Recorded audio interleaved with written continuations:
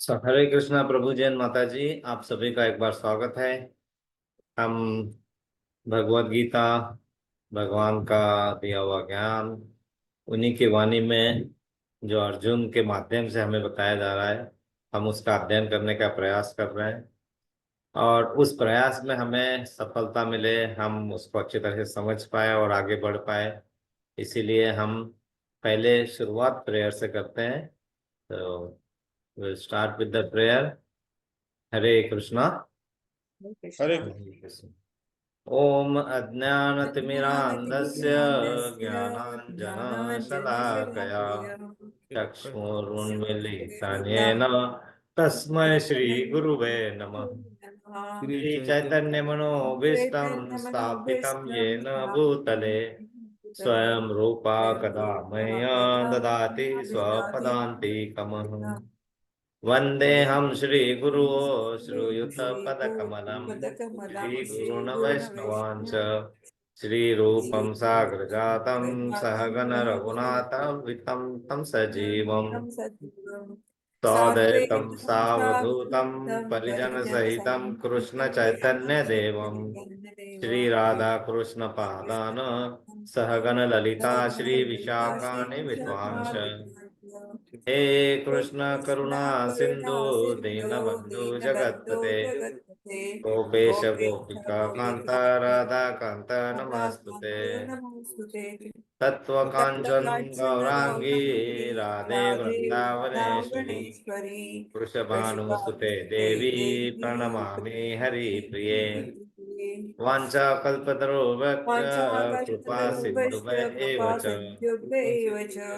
पतितानां पावनेभ्यो वैष्णवेभ्यो नमो नमः। जय श्री कृष्ण चैतन्य प्रभु नित्यानंद श्री अद्वैत गदाधर शिवासादि गौर भक्तवृंद। हरे कृष्णा कृष्णा कृष्णा हरे हरे, हरे राम राम राम हरे हरे। हरे कृष्णा कृष्णा कृष्णा हरे हरे, हरे राम राम राम हरे हरे।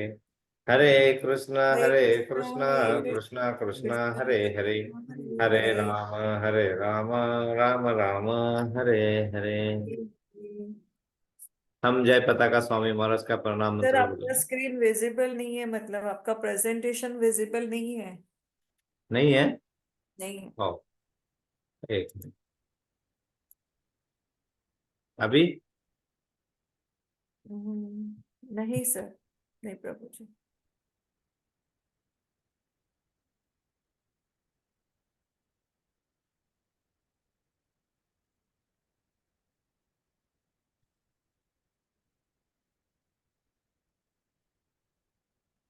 अभी?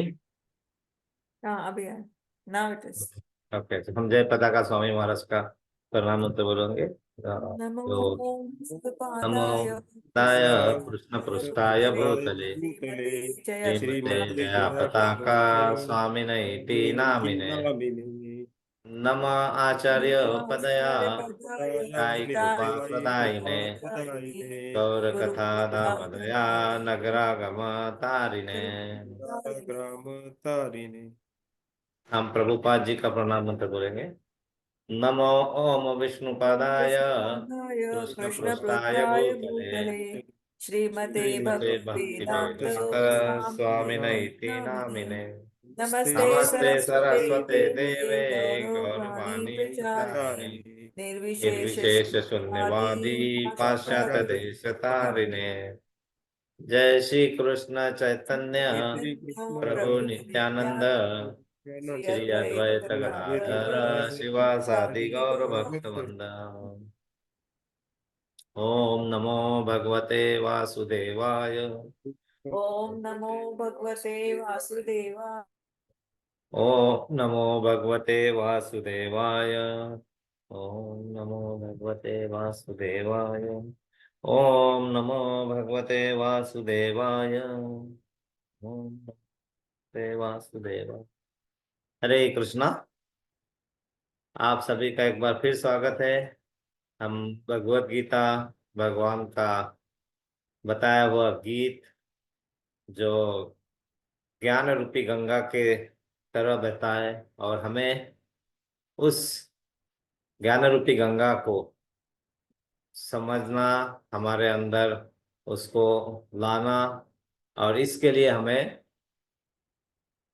जरूरत होती है कृपा की। जब तक कृपा नहीं होती है तब तक हम इस ज्ञान को अर्जित करने लायक नहीं बनते। हम पढ़ लेंगे, समझ लेंगे, लेकिन उसका पूरी तरीके से हम उसका इस्तेमाल करने के लायक ही नहीं होंगे, क्योंकि भगवत गीता का ज्ञान पाने के लिए बहुत बहुत जन्मों का पुण्य चाहिए होता है हमें पास। हम यहाँ पे आके एकत्रित होकर कर रहे हैं और भगवत गीता का अध्ययन करने का प्रयास कर रहे हैं, इसी के लिए भी हमें बहुत भाग्यशाली होना जरूरी था। तो यहाँ पे आना भी बहुत भाग्यशाली है। तो इसमें सबसे इम्पोर्टेंट चीज क्या है कि अभी हम कभी भी कोई भी चीज खरीदने जाते हैं तो सबसे पहले क्या देखते हैं, कहीं कोई सेल लगा है क्या, है ना। अगर सेल लगा है तो चलो जल्दी से वहां पे जाते हैं और वो खरीद के लाते हैं। हाँ, buy one get two free, buy two get three free. तो उसी तरह क्या भक्ति में भी कभी सेल लगता है कि हम फटाफट अपने मतलब कुछ भी करें और उसका फायदा हमें अच्छा अच्छा मिले और ज्यादा ज्यादा मिले। तो भगवान भी सेल लगाते हैं, और भगवान जो सेल लगाते हैं वो ये मंथ है कार्तिक मंथ, जहाँ भगवान सेल लगाते हैं। मतलब आपकी की हुई एक एक भी भक्ति के प्रति एक भी एक्टिविटी, वो मल्टीफोल्ड इसमें भगवान एक्सेप्ट कर कार्तिक मास में। क्योंकि भगवान 3 महीने के विश्राम के बाद अभी कार्तिक मास में वो भगवान आप जागते हैं और हमारे लिए पिटारा खोल देते हैं, है ना, पिटारा। और वो पिटारा खोलने के बाद भी अगर हम उसका पिटारे का यूज नहीं कर पाते तो फिर थोड़ा मुश्किल हो जाता है। मुश्किल मतलब हमारे जो प्रयत्न है, उस प्रयत्न को अगर गति देना है और उसको मल्टीप्लाई करना है और आगे करना है, तो ये मंथ सबसे अच्छा मंथ है, क्योंकि ये मंथ है कार्तिक मंथ, दामोदर मंथ, है ना। तो दामोदर, दाम उधर, एज वी नो, दामोदर मतलब दाम मतलब रस्सी, उदर मतलब रस्सी, उनके उदर मतलब पेट। तो पेट पे रस्सी बांधने, उसका जो लीला है वो लीला को समझने के लिए हम यहाँ पे जो इस मंथ में बहुत ही अच्छा तरीके से हमने उसका प्रयत्न करना चाहिए। हर कोई भी चीज, जैसे मैंने हमने एक शेयर किया था पीपीटी, आपने शायद वो ओपन किया होगा या नहीं होगा, तो मैं आपके सामने एक बार फिर बताता हूँ कि उसमें बहुत इम्पोर्टेंट चीजें हमारे पास है। हम जिस तरीके से कर सकते हैं उस तरीके से करें, मतलब जरूरी नहीं है वो सारा ही हो या सारा ना हो, लेकिन उसको अगर हम करेंगे तो हमारे लिए इस मंथ में बहुत एडवांटेज मिलेंगे, है ना। तो ये था पीडीएफ जो मैंने शेयर किया था हमने, है ना। तो मैं उसको ओपन कर रहा हूँ फिर से। ओके,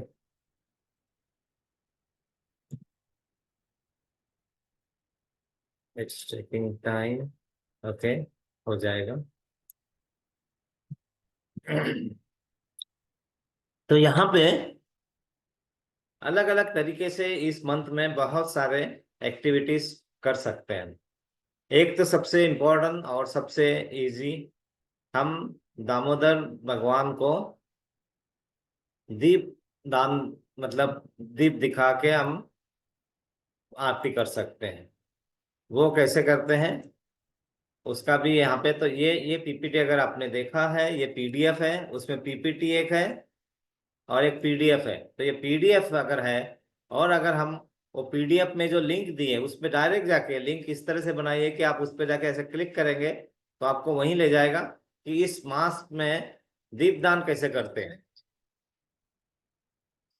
तो ये जो है, आवाज आ रहा है इसका, इस वीडियो का? अभी जो मैंने वीडियो शेयर किया था इसमें आवाज आ रहा था? हरे कृष्णा। नहीं आ रहा था। नहीं आ रहा था? ओके, मैं वो शेयर फिर से करता हूँ।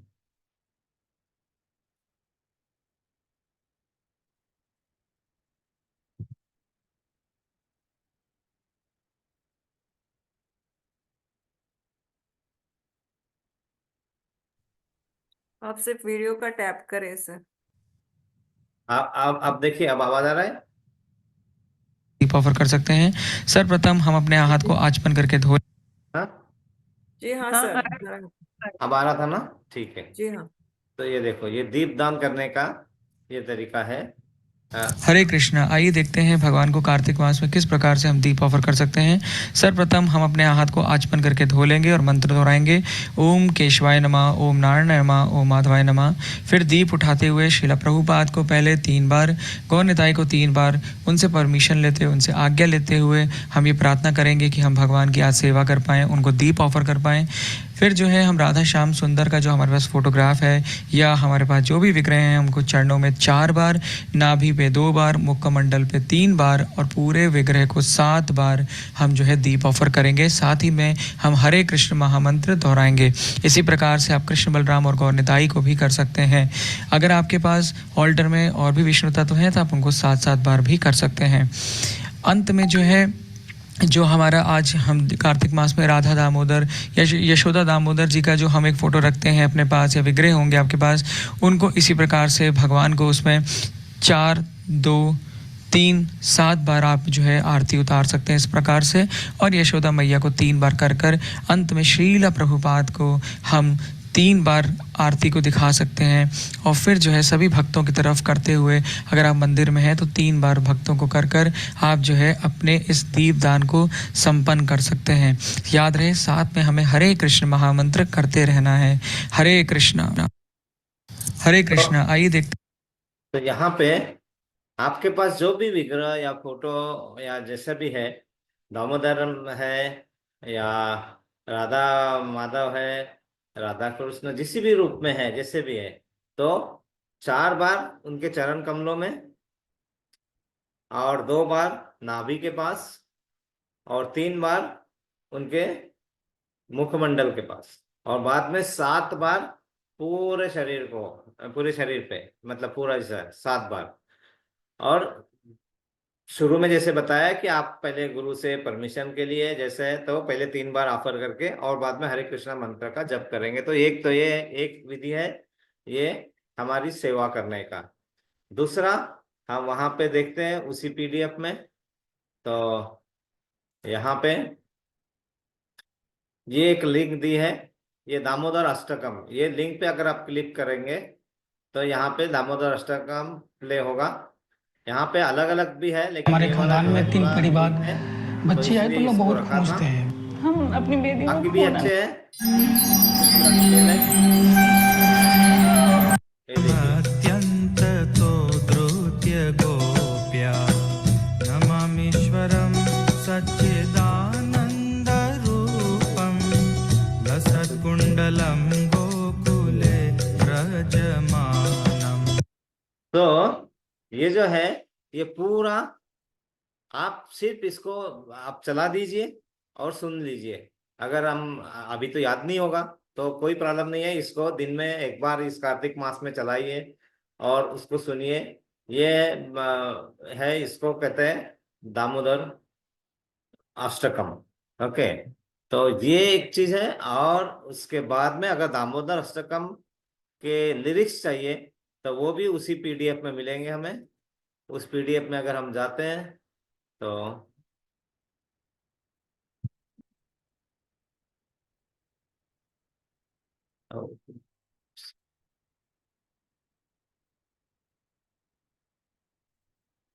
सो इसी पीडीएफ में लास्ट लिंक यहाँ पे, इस लिंक पे अगर क्लिक करते हैं आप तो आपको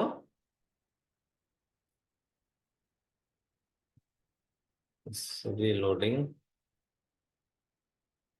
तो यहाँ इसके लिरिक्स मिल जाएंगे जो रेड कलर में लिखे हुए हैं, और वो व्हाइट में जो है वो उसका मीनिंग लिखा हुआ है। तो पहले 4 लाइन जो लिखा, नमामि शरण सच्चिदानंद रूपम लसत कुंडलम गोकुले विराजमानम। यशोदाभियो लाब्दावमानम परामृष्ट मत्यम ततो धृत्य गोप्या। तो ये है दामोदर अष्टकम।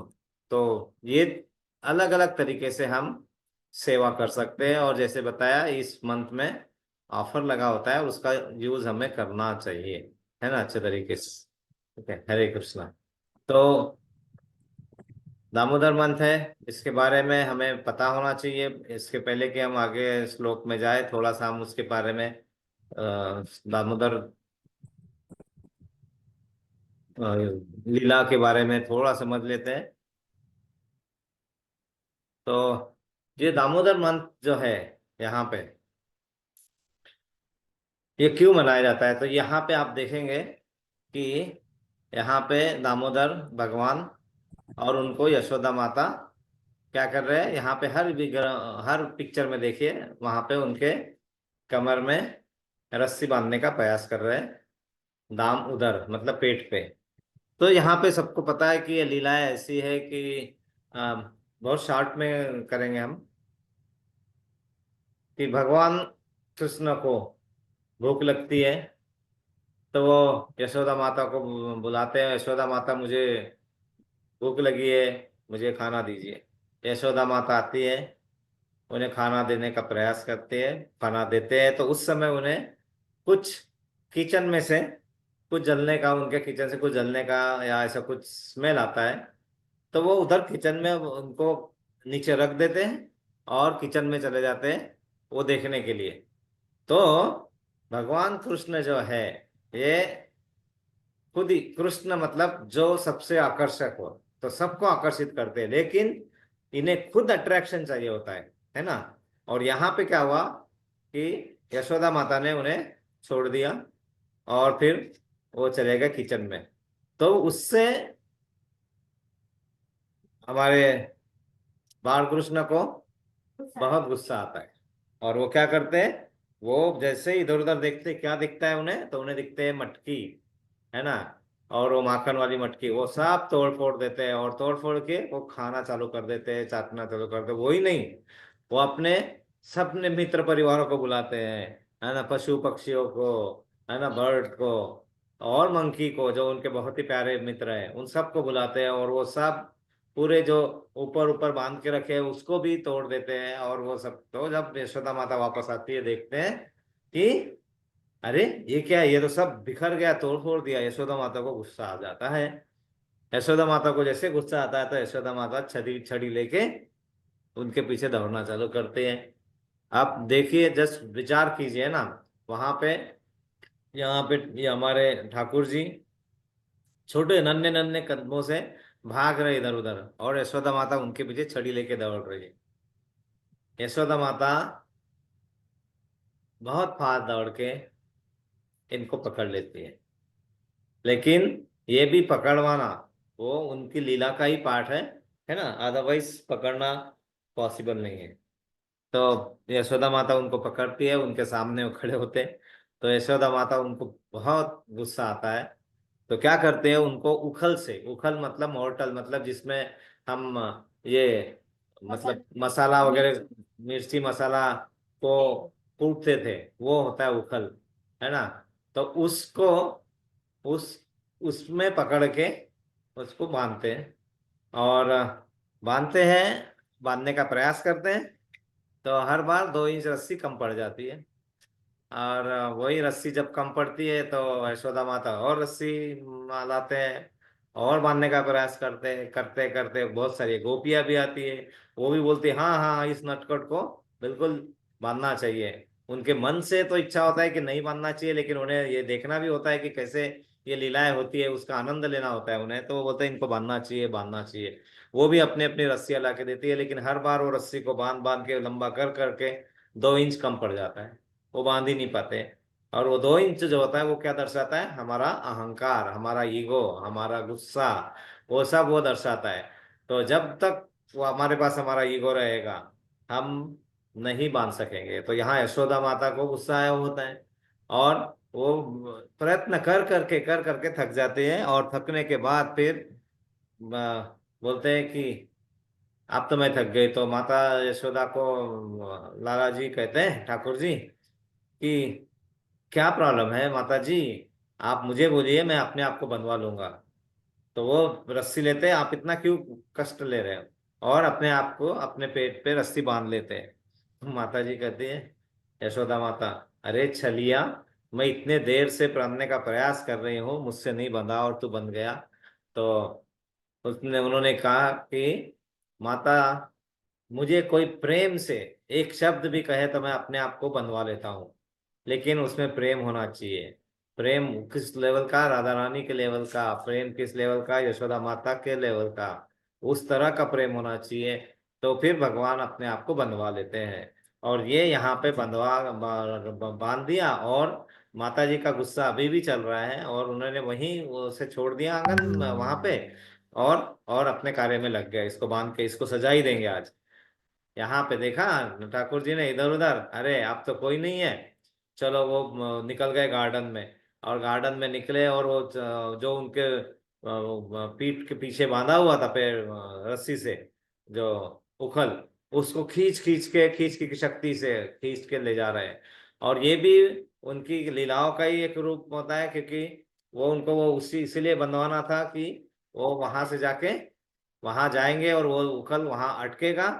तो वो दो पेड़ होते हैं वहां पे, है ना, उस पेड़, अर्जुन और पेड़, वहां पे उस पेड़ के बीच में से ठाकुर जी गुजरते हैं, और वो अटक जाता है उखल, और फिर जोर लगा के उसको गिरा देते। जैसे ही वो दोनों वृक्ष नीचे गिरते हैं, बिजली की कड़कड़ाहट जैसे आवाज होता है, और फिर वहां से दो मानव रूपी दो छाया बाहर आती है।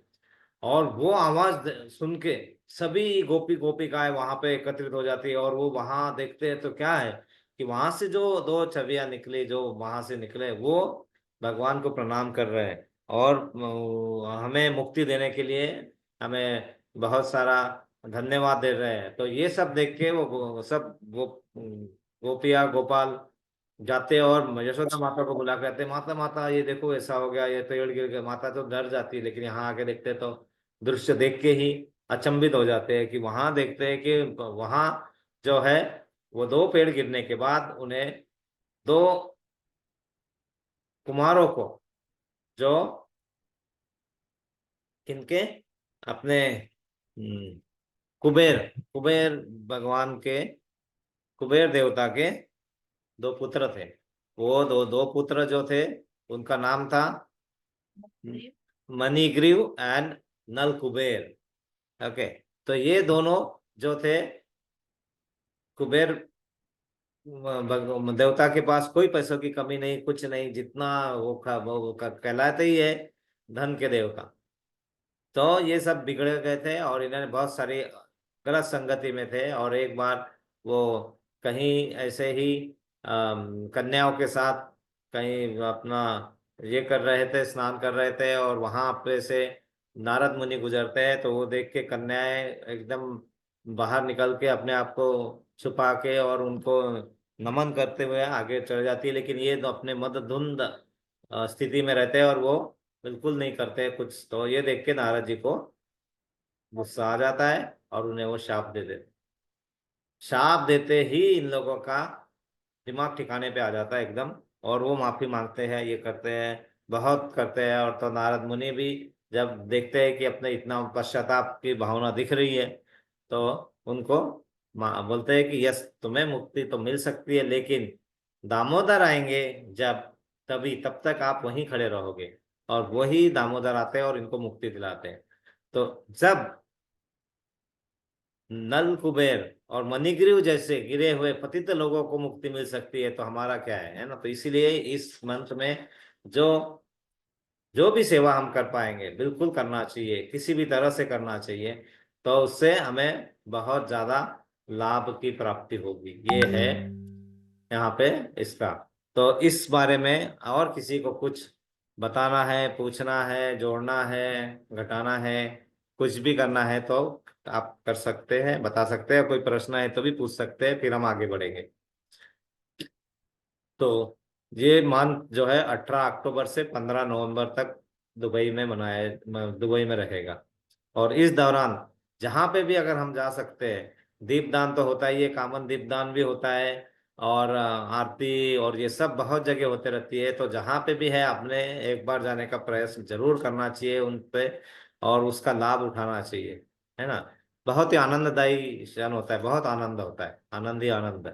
ओके, जैसे हर संडे को वहाँ पे रीजन इंटरनेशनल स्कूल में होता रहता है, और वैसे ही हर इसमें जैसे कहीं नागपुर में होता है, जहाँ पे भी है, मुंबई में होता है, हर जगह। तो एक जगह तो एटलीस्ट इस मंथ में उस कॉमन प्रोग्राम में जाके उसका आनंद लेना चाहिए।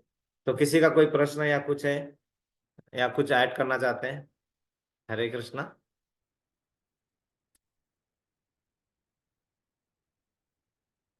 हाँ, इस बार यहाँ दामोदर देश में, दुबई को दामोदर देश कहते हैं, कि यहाँ पे गोवर्धन गोवर्धन पर्वत, गोवर्धन लीला को इसके साथ जोड़ा गया है। और तो इसीलिए गोवर्धन लीला के बारे में थोड़ा सा एकदम ब्रीफ में 2 मिनट में ही हम समझने का प्रयास करें, मतलब कुछ बातें करें। तो गोवर्धन लीला अ, शुरू होता है कि सभी ग्रामवासी, कहाँ के? वृंदावन नहीं, मथुरा के, वहां पे नंदगांव स्पेशली। तो सब देवी देवता अपने इंद्र देवता की पूजा करते हैं। क्यों? क्योंकि वर्षा हो, और वर्षा होगी तो फिर उनको फल मिलेगा, उनका गायों के लिए घास उगेगी, अपनी खेती बाड़ी होगी, और वो सब पूरा उसी से उनका जीवन चलेगा। इसलिए वो इंद्र देवता की पूजा करते हैं। तो भगवान कृष्ण उन्हें बताते हैं कि आपने जो भी करते आए आज तक उसकी जरूरत नहीं है, क्योंकि इंद्र देवता जो है उनका कर्तव्य ही है, उनका पोर्टफोलियो ही वही है, उनको बताया ही है उसे है, उनका उनका काम ही है कि ये बरसात करना, ताकि बाकी सब लोगों को जितनी जो जरूरत हो उसका पानी मिले। तो आपने जो भी यज्ञ सामग्री एकत्रित की है, वो यज्ञ सामग्री आप गोवर्धन पर्वत की पूजा में लगाइए, क्योंकि गोवर्धन ही है जो यहाँ पे आपको क्या दे रहे हैं? गाय के लिए चारा दे रहे हैं। आपके लिए वो गोवर्धन से आया जो पर्वत से जो पानी उतरता है, वो पानी आपके खेतों में सब यूज होता है, आपकी खेती बाड़ी हो रही है। आप हर चीज गोवर्धन से पा रहे हैं, तो गोवर्धन आपके जीने का सहारा है, तो गोवर्धन की पूजा करनी चाहिए। नंद बाबा कहते हैं कि ऐसा नहीं करें, करना चाहिए, उससे इंद्र देवता रुष्ट हो जाए। तो भगवान कहते हैं कि उसकी आप चिंता न करें, वो कर्तव्य है, होना चाहिए। तो सब लोग मिलके गोवर्धन की पूजा करते हैं, और गोवर्धन की पूजा जो करते हैं, तो वहां पे इंद्र भगवान रुष्ट हो जाते हैं, क्योंकि वो देखते हैं कि अरे, कोई भी ग्रामवासी मेरी पूजा नहीं करके गोवर्धन की पूजा कर रहे हैं। और इसीलिए वो क्या करते हैं कि इन्होंने अपना प्रकोप दर्शाते हैं, बहुत बारिश करते हैं, तूफान आंधी, बारिश ही बारिश, बारिश ही बारिश, पूरा गांव डूबने लगता है, पूरा गांव डूबने लगता है। और उस समय फिर भगवान श्री कृष्ण उस गोवर्धन को अपनी इस छोटी उंगली के नाखून पे उठाते हैं, और उसको उठा के 7 दिन तक उसके नीचे पूरे ग्रामवासी वहां पे रहते हैं। और इंद्र देवता जो अपनी बारिश करते रहते हैं, और उनको देखते हैं कि जब भी देखते हैं कि अरे, ये एक नन्हा सा बालक एक छोटी सी उंगली के नोक पर गोवर्धन पर्वत को उठा के खड़ा है, तो उन्हें फिर ध्यान आता है, समझ में आ जाता है कि अरे, मुझसे बड़ी भूल हो गई है, मुझसे बड़ी भूल हो गई है, और यहाँ मैं समझ ही नहीं पाया कि यह तो ठाकुर जी का ही खेल है, और ठाकुर जी ने या हमारे दामोदर जी ने जो बताया है, जो कराया है, वो सही है, मेरा तो कर्तव्य ही है ये देना। तो वो जो है, वो उनको ईगो, उनको घमंड हो गया था, वो घमंड को चूर करने के लिए भगवान लीलाएं करते हैं। तो यहाँ पे इंद्र देवता का घमंड जो तो है, उसको वो कम करने के लिए, उसको चकनाचूर करने के लिए भगवान ने ये लीला रची थी। और उस लीला में भगवान 7 दिन उस पर्वत को अपने नाखून पे लेके खड़े थे, वो है गोवर्धन लीला। और यहाँ पे गोवर्धन जो जो वहां पे जो लीला करके करने के लिए जो खड़े थे हमारे जगत के नाथ जगन्नाथ जी, इनको एक्चुअली दिन में 8 बार भोग लगाया जाता है, 8 बार खाना पड़ता है, खाना है ना, यशोदा माता को उन्हें 8 बार खिलाना पड़ता था दिन में। और वो 7 दिन तक वो उंगली पे अपने गोवर्धन पर्वत को उठा के रखे थे। इसीलिए फिर जब उनको वो गोवर्धन पर्वत को नीचे रखा और बाद में उसकी पूजा हुई गोवर्धन पूजा, तो गोवर्धन पूजा जब हुई तो उसमें 7 दिन और हर दिन 8 बार, तो ऐसा 7 8 जा 56, 56 भोग, 56 भोग लगाए जाते हैं जब उनकी पूजा। तो इसलिए जब भी गोवर्धन पूजा होती है या फिर जब भी ठाकुर जी का बड़ी पूजा करते हैं हम, तो वहां पे 56 भोग लगाए जाते हैं, 56 भोग, है ना। तो 56 भोग लगा के वहां पे फिर पूजा की गई। और फिर इंद्र भगवान को जब इंद्र देवता को भगवान को जब समझ में आया कि अरे मुझसे तो गलती हो गई, तो फिर वो नीचे आए थे और उन्होंने क्या किया था, इन्होंने श्री कृष्ण का पूरा गंगा जल, दूध, दही, अमृत, अमृत जो भी चीज पॉसिबल है सब लाके उन्हें वहां पे उनका अभिषेक किया था। किनका? भगवान कृष्ण का। इसीलिए वहां पे वो, वहां पे वृंदावन में वो कुंड है ना, जहाँ पे, यहाँ पे, यहाँ इंद्र भगवान ने हमारे भगवानों के भगवान कृष्ण भगवान का अभिषेक किया था। और वो अभिषेक करने के लिए अप्सराएं भी आई थी, सभी लोग आए, सभी देवी देवताएं आए थे और वहां अभिषेक हुआ था। और अभिषेक करके फिर उन्होंने उनसे माफी मांगी थी, तो वो भी कुंड वहां पे है। तो ये बहुत ही छोटी गोवर्धन लीला है। लेकिन गोवर्धन लीला में एक और भी है कि अभी गोवर्धन पर्वत जो थे वो उनको साउथ साइड से ले जा रहे थे काशी की तरफ, और उन्हें जो ऋषि थे वो जो ले जा रहे थे उन्हें अ, उन्होंने बड़े प्यार से, क्योंकि उन्हें गोवर्धन बड़े प्यारे लगे थे तो वो ले जा रहे थे उन्होंने। लेकिन गोवर्धन जी ने कहा था कि यस, मैं आऊंगा आपके साथ, लेकिन शर्त एक ही है कि जब आप मुझे थोड़ी देर के लिए भी या कुछ क्षण के लिए भी नीचे रखोगे, जहां पे भी रखोगे मैं वहीं रुक जाऊंगा। तो वो ऋषि तो बड़े महान और ज्ञानी और शक्तिशाली थे, तो वो बोले नो प्रॉब्लम, मैं लेके चलता हूँ। तो वो लेके चलने लगे। और वृंदावन जब आए, वहां से गुजर रहे थे, तो गोवर्धन ने अपने आप को और भारी कर लिया। वो भारी किया तो उन्होंने थोड़ी देर के लिए, एक क्षण के लिए से नीचे रखा देखने के लिए कि क्या हो गया, ऊपर से क्या, कौन में दबा ये कर रहा है, कुछ कैसे जोड़ा है। और फिर उठाने लगे तो फिर गोवर्धन नहीं उठे। गोवर्धन नहीं उठे तो उन्हें, ऋषि को बहुत गुस्सा आया कि ये क्या है।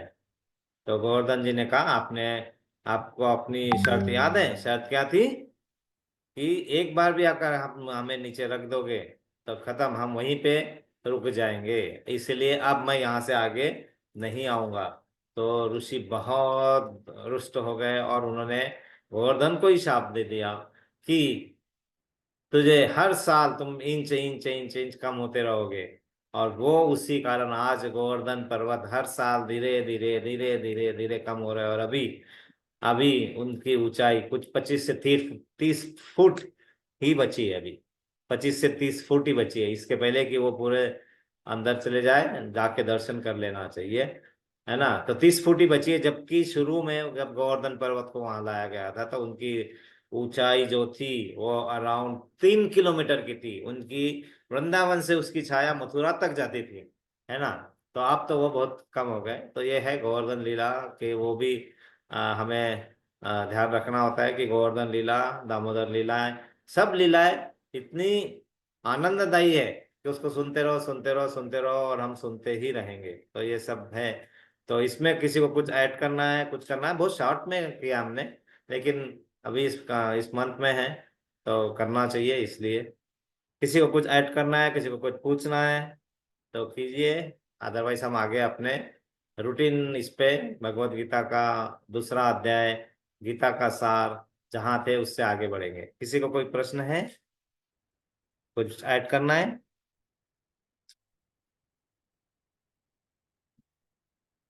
ओके, हरे कृष्णा।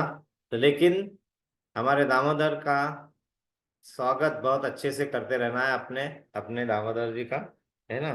तो प्रेयर और वो करते रहिए।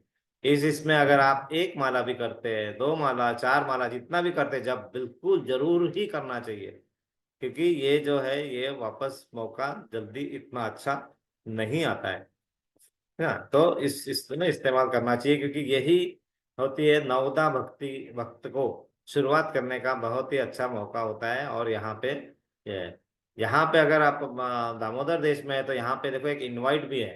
तो यहाँ पे अगर आपको कहीं किसी दामोदर आरती के लिए कहीं बुलाना है, तो यहाँ पे ग्रुप बने हुए सेवाधारी होके वो अपने आपके घर पे आते हैं, आपको कुछ नहीं करना होता, वो सब लेके आते हैं। आपको सिर्फ उसका वो दिए और वो तैयारी, वो बाकी सब वो आरती कराते हैं, वो सब कराते हैं। तो वो भी सेवा है। यहाँ पे एटलीस्ट 3,000 से 5,000 घरों में जाते हैं एक महीने में सब सेवादारी, और ये सब पूजा करते हैं, है ना। तो ये भी एक है, हम उसका भी लाभ उठा सकते हैं। हरे कृष्णा। तो हम आगे बढ़ते हैं। तो हम भगवत गीता यथारूप अध्याय दूसरा, श्लोका नंबर 48 हमने पढ़ा था पिछले बार, जिसका अर्थ था, हे अर्जुन, जय अथवा पराजय की समस्त आसक्ति त्याग कर समभाव से अपना कर्म करो, ऐसी समता योग कहलाती है। मतलब आप जय और पराजय इसकी आसक्ति तोड़ो। आसक्ति मतलब उससे आप लगाव मत रखो। आपकी जय पराजय, आपकी पराजय शायद आपकी जय हो, और आपकी जय शायद आपकी पराजय हो, आपको नहीं पता है, क्योंकि आपकी बुद्धि बहुत लिमिटेड है। तो वो सब को छोड़ो, वो त्याग कर दो, और वो अपना कर्म करो। और ऐसी समता योग कहलाती है। तो योग वही है जो हम करना चाहते हैं, और वैसे ना होते हुए तो ठाकुर जी के दिशा निर्देशों के हिसाब से वो चेंज हो जाता है, और उस चेंज को हम एक्सेप्ट कर लेते हैं और फिर आगे बढ़ते हैं। तो वो योग स्थिति कहलाती है ना। तो ये हमने पढ़ा था। और यहाँ पे भगवान जी ने बहुत संक्षिप्त में बताया था, लेकिन प्रभुपाद जी ने उसका विवरण बहुत ही अच्छे तरीके से बताया था कि हम किस तरह से सेवा कर सकते हैं। हम कृष्ण के दास के दास के दास की सेवा करना भी हमारे लिए बहुत ही भाग्यशाली होता है।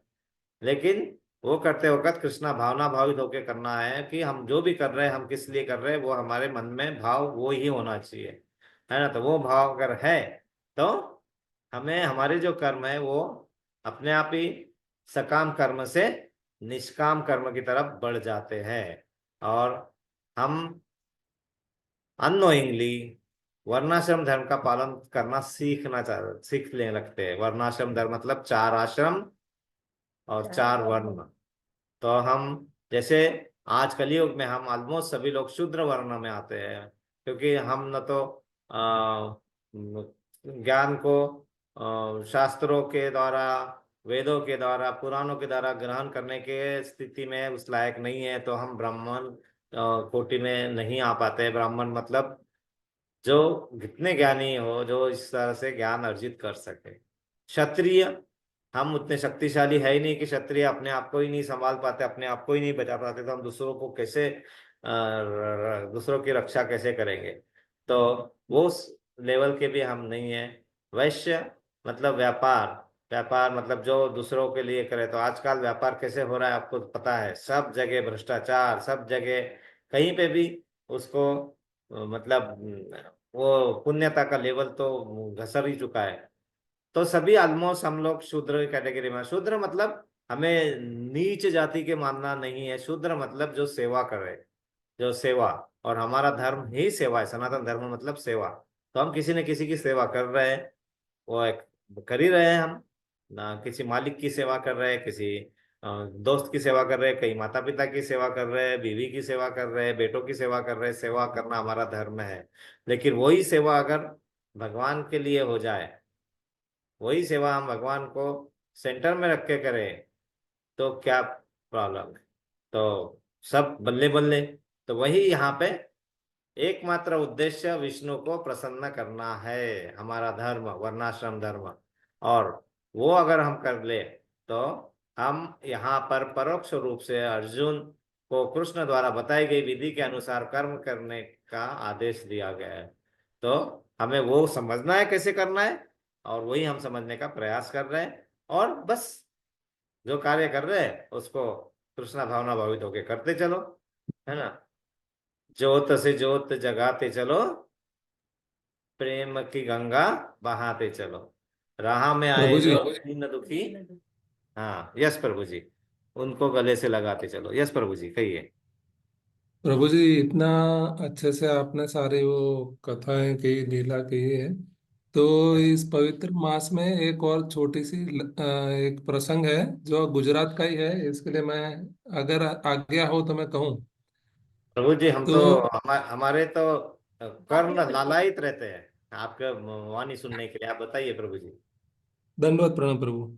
तो धन्यवाद। ऐसा है कि वहाँ गुजरात में जैसे डाकोर जी हैं, तो शायद सब जानते होंगे कि जो चार धाम है उसमें द्वारका जी जो है, वो उनकी जो मूर्ति ओरिजिनल है वो डाकोर जी में है। तो कृष्ण भावना अमृत में एक जो प्रभु जी थे, तो वो वहां से द्वारका से डाकोर जी दर्शन करने आते थे, पूनम से पूनम। तो होता क्या था, चल के आते थे क्योंकि वो गरीब थे, उनके पास पैसे होते नहीं थे। तब होता क्या है, वो 7 दिन आने में 7 दिन जाने में होते थे। तो अल्टीमेटली होता ये था कि पूरा आना जाना में होता था। और हमको क्या लगता है, हम आ रहे जा रहे हैं, हजारों करोड़ों लोग आ रहे जा रहे, लाखों लोग आ रहे हैं, मैं एक इंसान हूँ, कौन देख रहा है मुझे। तो फिर क्या होता है, अब उनकी भी एज फैक्टर हो जाता है, चलना फिरना में घुटने में तकलीफ, ये वो सब। तो फिर वो दिखते नहीं है। तो प्रभु जी, मतलब भगवान को होता है कि मेरा वो भक्त कहाँ है। अब हमको लगता है कि हम भक्ति कर रहे हैं, हमको कौन देख रहा है, माला कर रहे हैं, कौन देख, मगर वो भगवान ने तो उसको स्वप्न में आके पूछा कि तुम आते क्यों नहीं हो। तो बोले कि भगवान, पहली चीज के मेरे जेब में तो पैसे होते नहीं थे मैं चल के आता था, अब मेरे चल के आने में भी श्रम है जो मैं कर नहीं पा रहा हूँ, और मैं गाड़ी घोड़े में आ नहीं सकता हूँ। तो भगवान बोलते ठीक है। तो बोले मैं तेरे को अगर बैलगाड़ी दिला दूं तो तू आएगा। तो बोले ठीक है। तो वो बैलगाड़ी लेके आते हैं। तो वो भगवान को बोलते हैं मैं बैलगाड़ी लेके आऊंगा, आप मेरे को दिला दो, मगर एक ही शर्त पे आऊंगा कि मैं आऊंगा तो आप फिर मेरे साथ में आओगे। मैं, अब मेरी जो आयु है और मेरे जो शरीर है, अब मेरा वो नहीं रहा है। तो भगवान बोलते हैं ठीक है, तुम आओ तो सही, अपने देखेंगे। तो डाकोर से बैलगाड़ी में आते हैं, उनको भगवान लीला करते हैं, कोई आके देके चला जाता है। कोई अच्छा भक्त होगा, परम भक्त, तो उनको देके चला जाता है, लो आप बहुत अच्छे भक्त हो, मैं आपको दान देता हूँ। तो फिर वो डाकोर जी आते हैं, तो भगवान क्या करते हैं कि वो भक्तिमय रहते हैं, तो शाम तक रुकते हैं।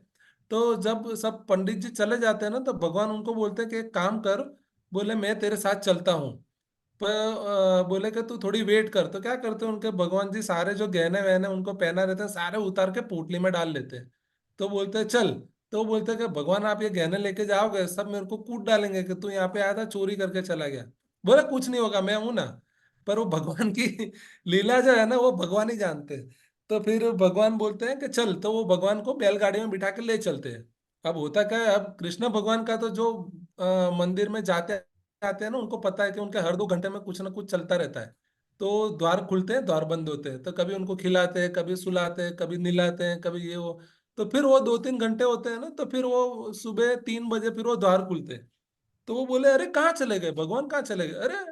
तो सब ढूंढते, बोले लास्ट में ये भगत जो आए थे ना वो थे। तो बोले वो उनको देखा किसी ने, बोले हाँ वो बैलगाड़ी लेके जाते हुए मैंने देखा। तो सारे घोड़े पे चढ़ के, और वो उनकी ट्रैक, वो जीपीएस लगा के दौड़ने लगते हैं। अब जैसे ही रास्ते में आते हैं ना, भगवान को तो पता रहता है। तो वो क्या, वो जो भक्त रहता है वो चलाता है, और वो उसको घोड़ों की आवाज आने लगती है और बहुत सारे। तो वो बोलता है कि भगवान कुछ गड़बड़ तो हो गई है, अभी लग रहा है कि पीछे लोग आ रहे हो और ये लोग पकड़ के मेरे को कूटेंगे, अगर आप मेरे पास मिल गए। तो भगवान क्या बोलते हैं, वहां पे साथ में नदी रहती है। तो भगवान बोलते तुम मुझे यहाँ पे नदी के पट में छुपा दे, और फिर बोले कि लोगों को मिलेगा नहीं बैलगाड़ी में, तो चले जाएंगे और क्या करेंगे। तो बोले ठीक है। अब वो बेचारे बूढ़े बाड़े रहते हैं, तो वो उनको जैसे तैसे उठा के और वहां पे नदी में रख के वापिस आ जाते हैं, नदी के पाट पे। तो फिर सारे लोग आते हैं, उनको बोलते हैं कि कहाँ है भगवान। बोले मुझे क्या पता, तुम ढूंढो। तो वो ढूंढते नहीं मिलते बैलगाड़ी में। तो वो बोलते नहीं, तुम लास्ट में थे, उसके बाद ही भगवान नहीं है। तो उसको पकड़ के कूटने लगते हैं। बोले कि तुम्हारे लास्ट में थे, उसके बाद भगवान नहीं, मतलब तुम ही लेके चले गए, और तो कोई लेके गया नहीं है भगवान को वहां से।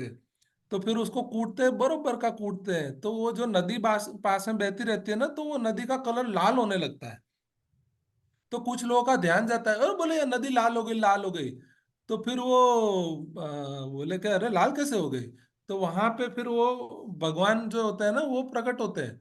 बोले कि ये लाल नहीं हुई है, बोले कि तुम इसको मार रहे हो, लग मेरे को रहा है।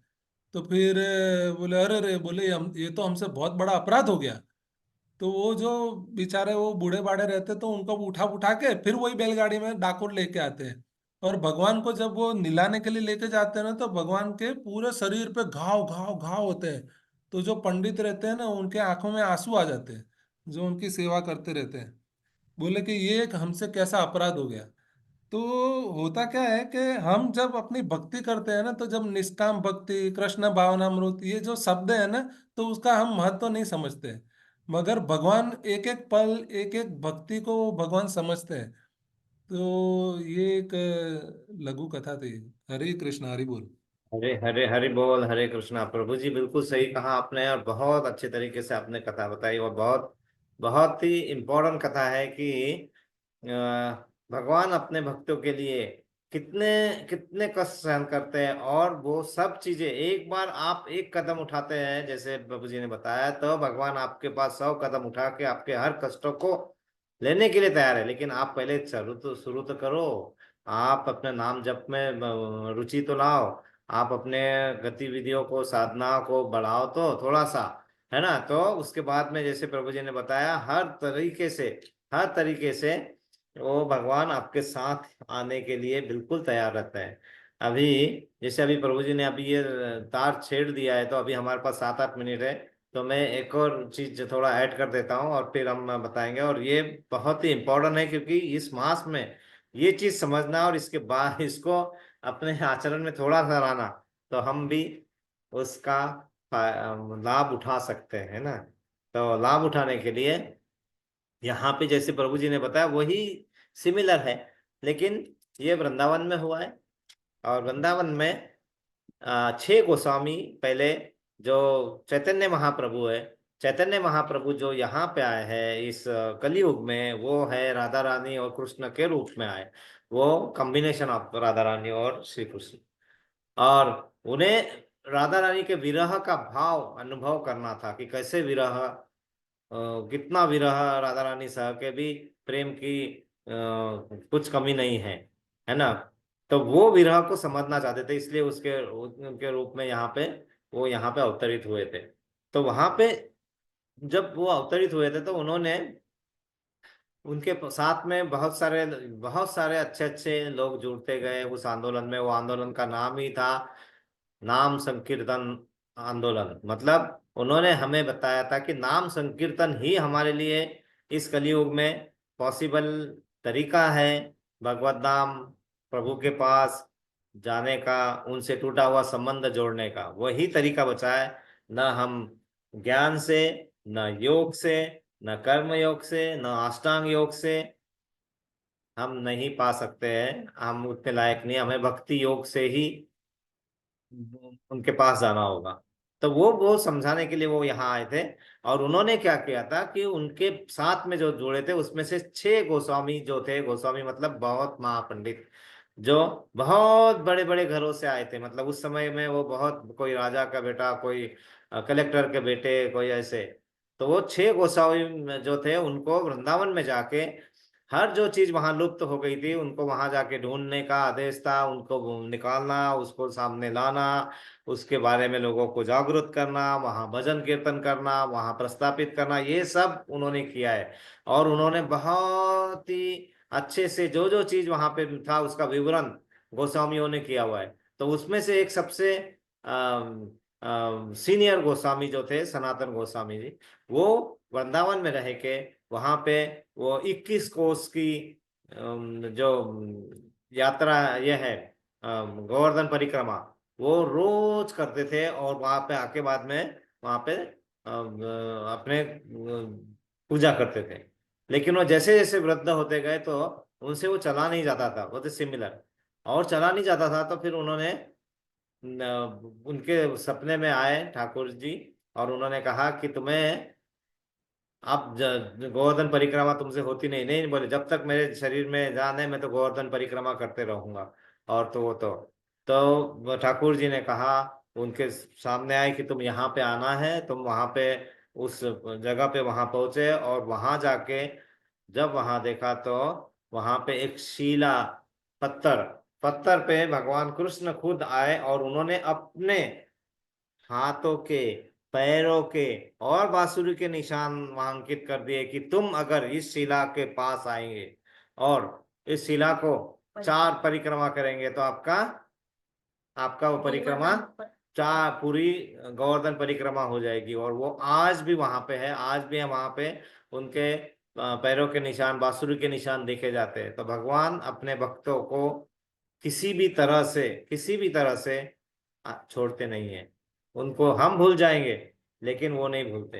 जैसे यहाँ पे भगवत गीता में अर्जुन को जब पहले भगवत गीता बताई जा रही थी तो अर्जुन ने प्रश्न किया कि भगवान, ये भगवत गीता आप क्या मुझे पहली बार बता रहे हो, या मतलब किसी को पहली बार बता रहे हो? तो भगवान ने कहा, तुम्हें याद नहीं है जब मैं तुम्हें पहले बताया था, सबसे पहले सूर्य देवता को बताया था, है ना? तब फिर सूर्य देवता ने मनु ऋषि को, और वहां से व्यास जी, और वो जो हुआ तो उस समय तुम भी थे। लेकिन तुम्हें कुछ याद नहीं रहता है, मुझे सब याद होता है ना। तो मुझे सब पता है, और कैसे कहाँ से आता है। और जब जब ये तुम्हारी याददाश्त कमजोर हो जाती है, और जब जब तुम इसको भूल जाते हो, या धीरे धीरे अधर्म छाने लगता है, तो फिर से मैं आता हूँ, है ना। यदा यदा ही धर्मस्य ग्लानिर्भवति भारत अभ्युत्थानाधर्मस्य तदात्मानं सृजामहे। मतलब जब जब धर्म की क्षति होती है, अधर्म हावी होने लगता है, जब जब तुम धर्म के बारे में बताया गया चीज भूल जाते हो, तो उस समय मैं तुम्हें याद दिलाने के लिए फिर से आता हूँ। और क्यों आता हूँ? परित्राणाय साधूनाम विनाशाय च दुष्कृताम धर्म संस्थापनार्थाय संभवामि युगे युगे। ये मुझे बहुत अच्छा लगता है ना, संभवामि युगे युगे। तो वो कहता है कि परित्राणाय साधूनाम, मतलब साधु जैसे वृत्ति का वो मैं बचाने के लिए, विनाशाय च दुष्कृता, मतलब दुष्ट दुष्ट लोगों को, उनको शिक्षा देने के लिए, धर्म संस्थापनार्थाय, मतलब धर्म संस्थापन करने के लिए, जो टूट गया, जो इधर विचलित हो गया, उसको संभवामि युगे युगे, तो युग युगों में मैं आता हूँ। और वही हर युग में आते हैं। तो इस कलयुग के शुरुआत में चैतन्य महाप्रभु जो आए थे, वो उनका उद्देश्य बहुत ही करुणा करुणामय था, बहुत ही प्रेम भक्ति वाला था, क्योंकि वो आ ही उस रूप में थे। और उसमें उन्होंने, जो पहले हमने देखा कि विनाशाय च दुष्कृताम, मतलब दुष्ट लोगों का विनाश करने के लिए, तो यहाँ पे जो भगवान आए थे वो किसी का विनाश नहीं करेंगे। क्योंकि यहाँ देखा कि कलयुग में तो इतने लोगों की संख्या बढ़ चुकी होगी कि कितना कितना विनाश होगा। तो उन्होंने क्या किया, यहाँ पे प्रेम भक्ति से कैसे बढ़ा जाए आगे, वो समझाने के लिए वो अपने इस अवतार में आए थे। और उन्होंने उस अवतार में, ये इसलिए कार्तिक मास में समझना जरूरी है कि भगवान किस किस का उद्धार कर सकते हैं, तो हमारा क्यों नहीं होगा अगर हम अपना प्रयत्न थोड़ा भी करते हैं। तो वहां पे एक छोटी सी कथा है कि वहां पे ये चैतन्य महाप्रभु जब आए थे, तो चैतन्य महाप्रभु के का यही था कि सबको, पतित लोगों को, पतित मतलब जो बहुत नीचे आ चुके हैं, बहुत नीचे गिर चुके हैं, जो धर्म का बारे में जानते ही नहीं है, वह अधर्म है, निराकारवादी है, निर्विशेषवादी, निराकारवादी मतलब जो भगवान आकार रूप में होते हैं नहीं मानते हैं, निर्विशेषवादी है, ये सब राक्षस गण है, असुर है, नास्तिक है, ये सब जो इतने संख्या बढ़ चुकी है, इन सब पतित लोगों को उठाने के लिए मतलब उनको ऊपर उठाने के लिए, ताकि उनका भी उद्धार हो जाए, उस लिए इस कलयुग में उनका जन्म हुआ था। तो एक लीला है वहां पे, जो लीला है बहुत फेमस है, वो है जगाई माधव। तो ये जो है एक पंडित के बेटे थे दोनों, और बहुत ही ज्ञानी भी थे, बहुत महापंडित थे, लेकिन बुरी संगत में आके कलयुग में उन्हें बुरी संगत का असर हो जाता है, तो वो शराब पीना, वेश्यावृत्ति और जुआ खेलना, गाली देना, हर चीज का इसमें लुप्त हो जाता, मतलब लिप्त हो जाते हैं, और वो करते रहते हैं और सभी लोगों को परेशान करते रहते हैं। तो एक बार वो ऐसे ही करते रहते हैं, तो वहां से नित्यानंद प्रभु, अब नित्यानंद प्रभु मतलब जो है बलराम के रूप है नित्यानंद प्रभु इस इसमें, और चैतन्य महाप्रभु कृष्ण के स्वरूप। तो हमेशा कभी भी पहले बलराम जी आते हैं, अपने वो पूरी यहाँ का व्यवस्थापन करते हैं, और बाद में भगवान को बुलाया जाता है, तो फिर भगवान आते हैं, है ना, तो अवतरित होते हैं यहाँ पे। तो पहले नित्यानंद प्रभु आए और वो वहाँ पे थे, और वो उन्होंने देखा कि ये ऐसे परेशान कर रहे, तो उन्हें समझाने गए। तो इन्होंने जगाई माधव ने क्या किया, वो जगन्नाथ और माधव मिश्र ऐसा उनके नाम थे शायद, तो उनको वो जगाई माधव ने उनको उनको ही मार दिया, तो उनके यहाँ से खून वगैरह आने लगा। वो देखते ही चैतन्य महाप्रभु एकदम गुस्से में आ गए, क्योंकि भगवान सब कुछ सह सकते हैं, लेकिन अपने भक्त का थोड़ा भी नुकसान, थोड़ा भी किसी ने आंख भी उठा के देखा तो सहन नहीं कर सकते भगवान भक्त का। और नित्यानंद प्रभु का ऐसा देखा, और वो एकदम एकदम बिल्कुल रुद्र अवतार में आके उनके छाती पे खड़े होके उनको मर्दन करने के लिए तैयार हो गए। और फिर इमीडिएटली नित्यानंद प्रभु ने क्या किया, और हाथ जोड़ के कहा, प्रभु आप कौन से अवतार में आए, भूल गए? आप करुणा अवतार में हैं अभी, आप यहाँ पे पतितों को उठाने के लिए आए हैं। लेकिन वो कहते हैं कि मेरे भक्त को कोई हाथ भी लगाए और कुछ है, मैं तो ये सहन नहीं, मेरे मुझे कुछ कर दे, मुझे मार दे, कोई प्रॉब्लम नहीं है, लेकिन मेरे भक्त पे, मेरे सखा पे, मेरे इस पे अगर कहीं तो थोड़ा भी आँच आए, सहन नहीं करूंगा। लेकिन जैसे ही उन्हें नित्यानंद प्रभु बताते हैं, अपने चैतन्य महाप्रभु उन्हें वहां पे माफ कर देते। लेकिन ये नित्यानंद प्रभु की जब ये देखते हैं लीला, ये दे, तो वो जगाई जो है एकदम नशे से बाहर आता है, कि देखते हैं कि ये तो कोई महान ही रूह है, कि इतना हमने मारने के बाद ये सब हमें बचाने के लिए आ रहे हैं। तो जब उनका मन एकदम बिल्कुल चेंज हो जाता है, और वो सीधा भगवान के चरणों में आते हैं। और उसके बाद में जगाई माधव, पूरे जग को मालूम है कि उन्होंने किस तरह से इस आंदोलन को आगे लेके गए, किस तरह से भगवान की भक्ति कैसे की जाती है, किस तरह से अपने आप को चेंज कर पाते हैं हम, है ना।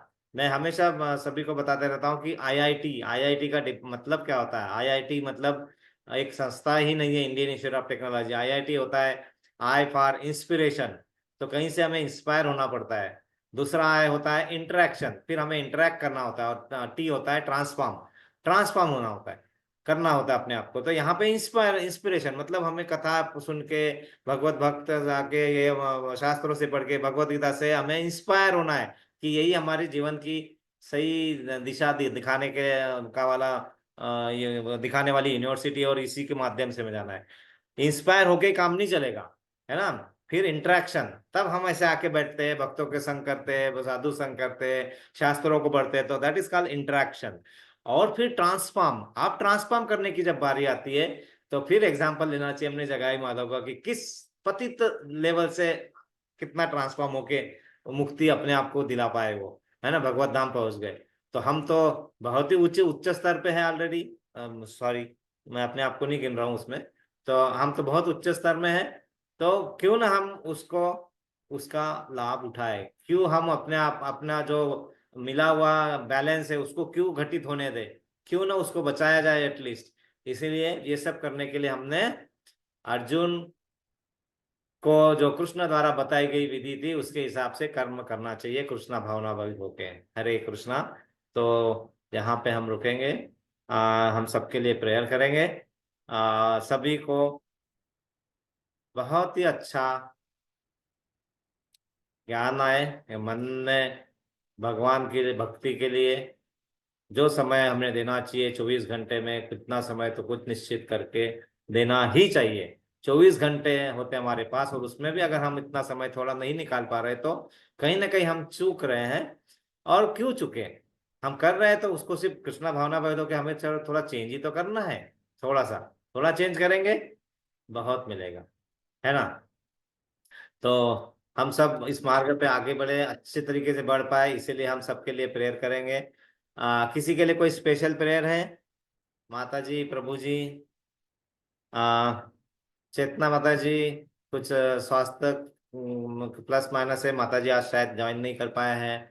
और और भी जिनका भी स्वास्थ्य हो, भौतिक इसमें भी कुछ प्लस माइनस हो रहा हो, पढ़ाई में आगे बढ़ना है, ये सब चीजों के लिए भी हम प्रेयर करेंगे सबके, ताकि इस भौतिक जगत का भी आनंद हम ले पाए, और साथ में आध्यात्मिक जगत की तरफ भी हम अपने प्रगति को बढ़ा, अपनी प्रगति चालू रखे, जारी रखे।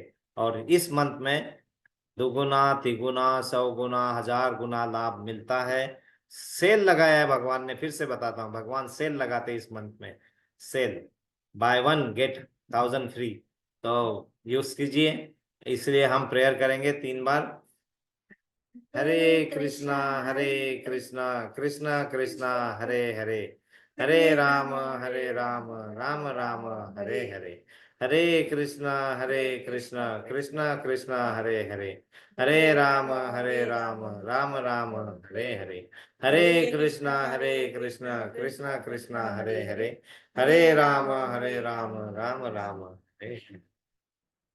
हम प्रभुपाद जी के लिए प्रेयर करेंगे, जिन्होंने हमें यहाँ तक पहुँचाने के लिए बहुत प्रयत्न किए, और हम यहाँ पे एकत्रित होके उसका अध्ययन कर पा रहे हैं, और अपने आप को, अपने मानव धर्म, जो मानव धर्म है, जो हमें मानव जन्म मिला है, उसका सही इस्तेमाल करने के दिशा में बढ़ पा रहे हैं। इसलिए हम प्रभुपाद जी के लिए 3 बार प्रेयर करेंगे।